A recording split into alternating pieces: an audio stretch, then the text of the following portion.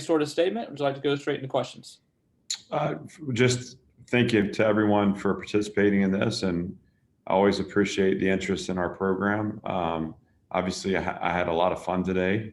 That doesn't mean it always went well, but it went, and it's a great first step for us moving forward. So I'm probably going to stay away from questions, that are regarding specific players or specific roles. Just because it's day one, and I think this needs some time to grow before we start to identify or separate. But excited to answer whatever questions you may have that I can help with. Yeah, if you got a question, go ahead and use the raise hand function. Teresa, why don't you get us started today? Good morning, Clark. On the first day, you've been head coach now for some period of time, but when you have your first practice, apart from all the preparation you've been doing, how much is the adjustment? I mean, you've been a position coach, you've been a coordinator, but to be head coach, there's not exactly a rule book or a guidebook, I'm thinking. How do what did you do to prepare for this first day, and how different did it feel not knowing that you had to go out and work with linebackers specifically, and that was your only job today? Well, I knew this would be different. I knew it would feel different for me. I think when you're responsible for a unit, a position group, you have such a narrow focus. When you take the practice field, they're just very specific things you want to accomplish. For me, this is about just taking a really broad look at the program, how the program functions, how it transitions. You're putting my eyes on every position group and individual to make sure we're doing the things we need to do in our drill work to be the developmental program that we want to be. That stuff's fun and energizing. And I think for me, it's just I keep an eye on every aspect of the program, how we practice, how we communicate with each other, all the things that we've talked about to this point. It's just monitoring those in kind of at live action drills, right? We're actually getting a chance to see how this team interacts with itself, both the coaches to players, players to players, players to coaches. And, my responsibility is to monitor that, make sure that it's both running smoothly, but also representative of the program we want to build. And so I had a lot of fun doing that today. I think it was, I'll continue to like learn more about my role and continue to grow into this role, but I'm pretty comfortable with what I'm going to need to do, and felt like was able to do that to a certain level of success today. Adam, go ahead. Yeah, Clark, when you're walking around and looking at practice and looking at drills and all those sort of things, how can you tell, or what can you tell about a program by the way they practice? Like, what are you specifically looking for? Well, success for us is measured in the smallest of ways. So like, the first thing I'm looking at is how the team looks. Do we look the same? Are we honoring the uniform for the 2 hours we're on that field? And if we're not, how do we address that? How do we correct that so that, when you're looking at that practice, you see Vanderbilt football. I'm listening a lot. I think listening is a great way to monitor a practice. I want to hear, there's certain things, the crack of a huddle, the response in unison to a coach. You can hear the exertion within the drill too. But also really most importantly, like communication lines. Does it sound like there's a positive communication going on? Again, that's player to coach, coach to player, and then player to player. And then for me, I'm looking at transitions. Is there clarity in where we're going and how we're getting there? And I know that those sound like, mundane details, but for me, those are representative of a winning program. And if you're securing those areas, if you have a team that looks the same, that's being respectful of the uniform, if you have a team that's learning and training themselves how to communicate in a manner that's going to allow them to find success on Saturdays, are we building those relationships, those connectors in a competitive environment? What is our level of emotional control in our communication too, which is so important. And then how is this team transitioning? How do we anticipate what's next? How are we coordinated and communicating as a coaching staff to make sure these guys know where to go? And no numbers, no jersey numbers today. Just what was the philosophy behind that, and when will that change? We're going to earn everything in this program. And, until we understand that, we rent those numbers, we don't own them, until we're ready to work within them, to leave them better for the next person to wear them. That'll come. I don't want to put a timeline on it. We're monitoring just the manner in which our players occupy the spaces within this program and on our campus. And that'll also not come all at once, right? This will be according to each individual and their commitment level to moving this program forward. But the biggest thing for me is, we want to strip down all the extraneous right now and just focus on how we're building this team together. And the rest of it will come with time. Thanks. Robbie, go ahead. Hey, Clark, I know you've said that the specifics in terms of strategy will come later and maybe in the fall, but how much of the spring is kind of guys adapting to, potentially new schemes on both sides of the ball? And how different do you think those are? Is it mostly a terminology thing? How is that going? Well, just like it was. So, you're so excited for this day, and then you have this realization like 72 hours ago for me, that's like, I hope we get the snaps, right? Like, I never worried about that as defensive coordinator. I just hope the snap makes it from the center to the quarterback. On the whole, I thought there were small execution points that we were able to hit on for the most part that gives you hope that, Friday will be a little bit better.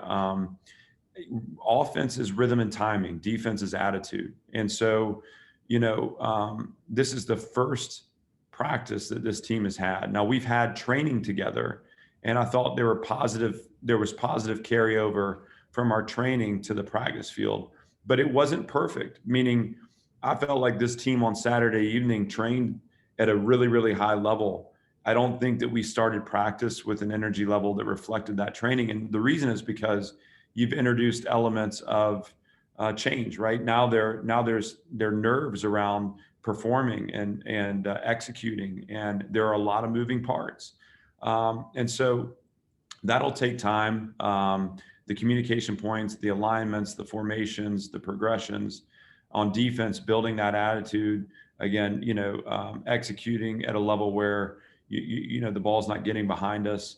But for the first day in a new era with a new program and a new coaching staff, I really felt good about the level of interaction within the program, the communication lines. And if we maintain a focus in those areas, then inevitably the football will improve as well, because, that's how you move things forward. So it'll take time, but we're going to be patient with it, and we'll demand a lot, and be urgent, but also understand that success is going to take some time. All right, we'll go Dennis and then Simon. Yeah. Hey, Clark. I wonder what your best moment was as a player at Vanderbilt. I know you guys didn't win much, but maybe a game or a moment. What stands out in your mind from back in those days? Ooh, that's a good question. I mean, there's so much positive, and I think once you get beyond the results, you can.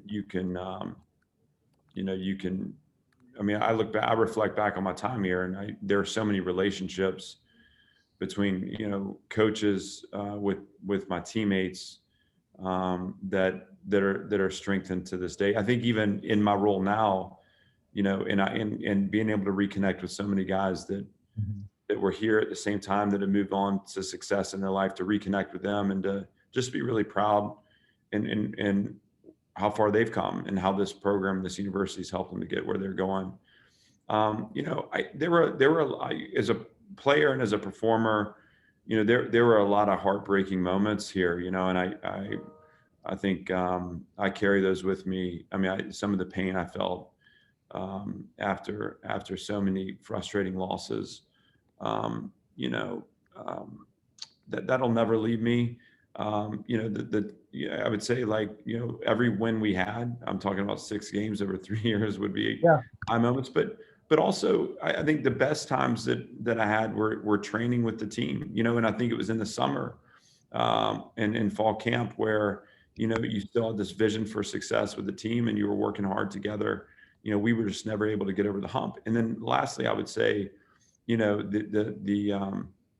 the team after my first year in coaching, that '05 fall, I think I forget exactly, maybe they started out 4-0. There was just a lot of excitement around the program. That was the year they ended up beating Tennessee, I think, for the 5th one of the season. And pardon me if I'm mistaken that, but I shared in that success. I mean, those were still my teammates, and you felt like watching that from afar that some of that success was built on the effort that we had through some really hard times. So a lot of positive, a lot of net gain in the moment. It was obviously very challenging, and those challenges are what drove me into coaching. Honestly, it was like, how do we get this where no one else has to experience this level of disappointment? And also a point of order. I was looking at that roster from your final year. You only carried one time for 1 yard. That wouldn't be uncommon for a fullback. But did you start? I'm trying to remember. In that No, Matt Tant was a starter. I was like a role player in my time here. And truth be told, like, I was laughing yesterday about, like, I think as a junior, I lined up in the backfield in a single, like a one back set and gun. And I told David Rye that if they ever put me back in that position in this offense, I'll be pretty upset about it. I was a decent receiving fullback. Like, I did okay in that respect. I was never a good runner. And, I had my role that I filled, but Matt Tant was a starter, was kind of the every down guy. And then my last year, some of the younger players that came in started to carve out roles for themselves, as that the coaches were building for the future. And, that was hard, but that's the nature of things. And I understand that. Great. Thank you. Yeah. Hey, Clark, your team, both the coaching staff and the players, have been sort of promoting this protect the star V motto, which I don't think I'd heard prior to your hiring. Can you explain sort of the backstory, the origins to that a little bit? Certainly. One of the first things we've talked about, since I've come back, and this is something that, has been important to me as I've thought about this program ever since I was here, honestly. But, no one is allowed to assign the value of being a part of this program except for those within it. No one can tell us, what it means to be a Vanderbilt football player, a member of this program. We define that. We define that by what we're willing to invest in this program and what we'll sacrifice for this program. We've talked a lot about internal vandalism versus external vandalism, and the idea that, we'll rally together to defend our spaces from external factors. That's easy to do. It's easy to understand that there are going to be people outside of our building that don't always want the program to be successful or enjoy when it's held back or held down. And we can rally against that message together. But what we can't have is internal vandalism, which means, players or coaches that behave in a manner, that think in a manner, that communicate in a manner that undercut, again, the value of this program, or undercut the star. Like, we want to strengthen the star V in everything that we do. And so that's really where that initiates, is just from this idea that, like, this is ours. This logo is ours. This is the one signifier we have. And we need to make it special, not by talking about it, but through our actions, through our dependability, through our accountability and ownership. And that mindset kind of drives our behavior in this program. Ryan McKeegan, go ahead. And then Adam, why don't you give us the last one after that? Hey, Clark. I was curious about Casey Stengel, how you were introduced to her and why you decided to put her on your staff. Well, thank you for asking about Casey. She's been, like, just an incredible gift to our program, and has a spirit and energy a desire to do things at the highest possible level.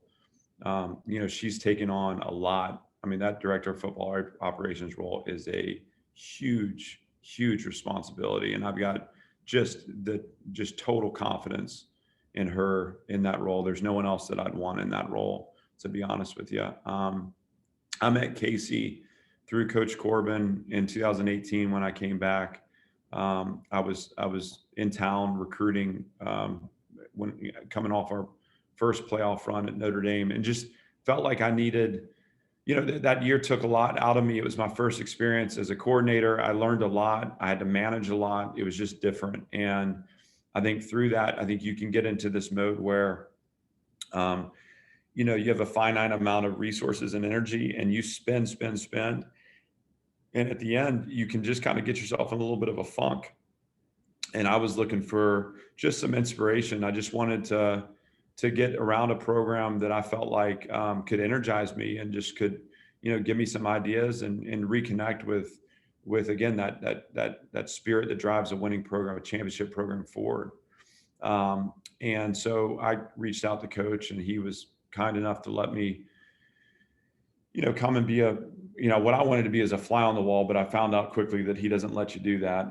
So, that's a whole nother story, which I gained a total respect and appreciation for what he does. But Casey really was, he put me in touch with Casey, and she, from the moment I got here, she helped me park. She helped me, she toured me around the facility. She was patient in answering my questions about Coach and some of the things that he does within his program, his classroom environment, some of the standards of accountability and ownership within the program, and things that Coach and I would go on to talk about. But, I can ask a lot of questions. So she was very patient, very knowledgeable, and clearly was someone that just had total ownership in the program. I mean, she believed in it. And just that belief just permeated our conversation. And it was incredible. She's a pro. She's a pro. And in that moment, I knew that, someday if I had a chance to hire, and I didn't obviously know that it would be at Vanderbilt. I mean, I had an idea that I was hoping to be a head coach, but, that was someone that I was always going to have in the back of my mind, if I could offer an opportunity that maybe moved her forward or just gave her a chance to do something different, if it was something that fit with her. The fact that, I ended up here, and then Coach Corbin, also, blessed the move too. That's someone who did a lot for his program and is very celebrated over there. And it was important for me that, she left Coach in great standing. And obviously Coach and I are very close, and so she's just been such an important part. I mean, there was a time when I was still in South Bend where, she was the only person in the building. And so she became like a one-man wrecking crew as we started the renovation project within the hallways. And then, she got me thinking about things that, to be honest, as I was preparing for Alabama, I just had no way of anticipating. I mean, how we want the offices aligned, who do we want situated where, what do we want the workout gear to look like? I mean, things that were so far off my radar that we needed to make decisions on. She immediately inserted herself as being such a valuable contributor to our operation, and that's only grown with time. So sorry to go so long. I just think the world of Casey. I think she's just such a great teammate and a great member of the staff, and we're very proud to have her. Thank you. Yeah, Clark, speaking of Casey, I saw at practice you were walking around quite a bit with her and also your chief of staff. You seem to be having conversations, pointing out things. I'm curious to know about your evaluations of practice. Are you taking mental notes? Are you telling her what you like, what you don't like? Are you rewatching the film of practice? How do you evaluate if these guys are doing what you want to be done? How do you evaluate each day? So all of it, right? Like I'm a facilitator, and my responsibility is the order and structure of our practice. It's the coach's responsibility to fill that with energy and enthusiasm, and again, a developmental mindset. So I'm looking for the signs and signifiers of, a healthy operation. There are things with Ben and Casey that I kind of clued them into, or seek feedback on in the moment, just to make sure we're making note of, the areas we need to shore up.